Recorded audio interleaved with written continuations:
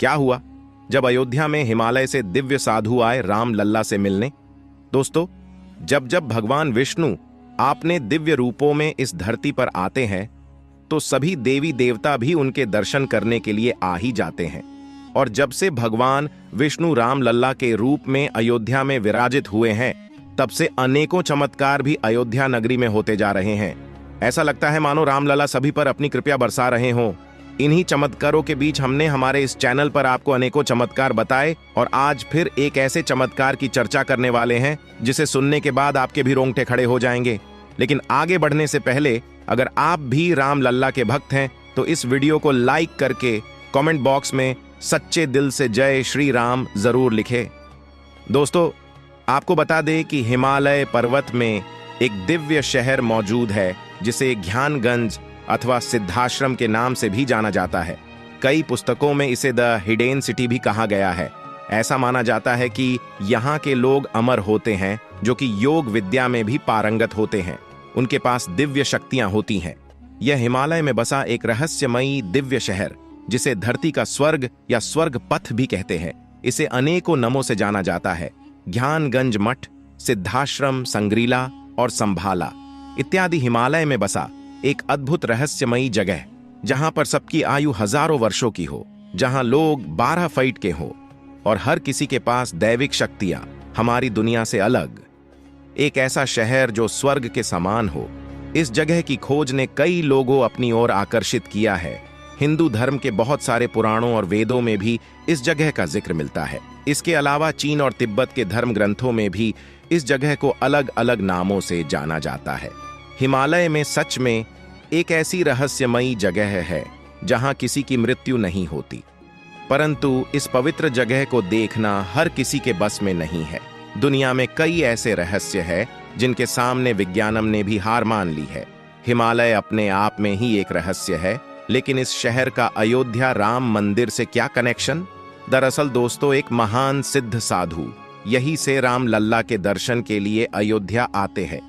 होता कुछ यूं है कि 25 जनवरी, ठीक राम लल्ला प्राण प्रतिष्ठा के 2 दिन बाद यह चमत्कारिक घटना होती है। उस दिन भी अयोध्या में श्रद्धालुओं की काफी भीड़ होती है, जिसकी वजह से वहां के सुरक्षा कर्मियों से भी भीड़ काबू नहीं होती। उसी बीच एक दिव्य साधु वहां पर आता है। उस साधु की लंबी जटाएं थीं और एक हाथ में कमंडल और दूसरे हाथ में एक पुस्तक थी। वह साधु भी भक्तों के साथ लाइन में लग जाता है और हाथ में रखी पुस्तक को खोलकर पढ़ते जा रहा था। तभी सभी लोगों का ध्यान उस साधु के ऊपर गया। सभी लोग तो भीड़ में मुश्किल से आगे बढ़ रहे थे, लेकिन साधु को भीड़ से कोई मतलब ही नहीं था, मानो वो वहां भी योग मुद्रा में हो। लेकिन पास ही खड़े कुछ बच्चों ने उन साधु महाराज से कहा, अरे बाबा, आप इतनी भीड़ में पुस्तक कैसे पढ़ लेते हैं? हम तो शांत माहौल में भी नहीं पढ़ पाते। तभी साधु पुस्तक से नजर हटाते हैं और मुस्कुरा कर बोलते हैं, बच्चों, यह सब योग विद्या का कमाल है। ऐसी बातचीत होते होते उन साधु महाराज का नंबर दर्शन करने के लिए आता है। तब वे साधु महाराज दर्शन करते हैं और राम लल्ला के चरणों में पड़कर कहते हैं, हे भगवान, आपके दर्शन करने हिमालय से आया हूं, कृपया करके दर्शन दे। तभी पुजारी जी कहते हैं, अरे महाराज उठिए, इतना समय नहीं है, और भी भक्तजन बाकी है। तभी राम लल्ला के मूर्ति से एक फूल महाराज के कमंडल में गिर जाता है और साधु राम लल्ला का इशारा समझ जाते हैं और आगे बढ़, लेकिन उनकी पुस्तक वहीं पर रह जाती है। तभी पुजारी जी उस पुस्तक को शीघ्रता से उठते हैं और एक भक्त को पुस्तक उस साधु को देने की कहते हैं। वह भक्त दौड़कर साधु का पीछा करता है और उनके पास चला जाता है।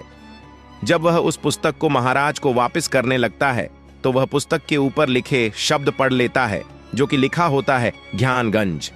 तभी वह भक्त साधु से कहता है, महाराज, ये ज्ञानगंज क्या है और ये पुस्तक कौन सी है? मुझे भी पुस्तकें पढ़ने का शौक है। तभी महाराज कहते हैं, बेटा, ये तुम्हारे काम की नहीं है। ये इंसानों से परे अलौकिक किताब है। इसके अंदर के रहस्य आम इंसान नहीं जान सकता है। वो भक्त फिर से बोलता, हुई महाराज, बस ये तो बता दीजिए, ये पुस्तक मिलती कहाँ है?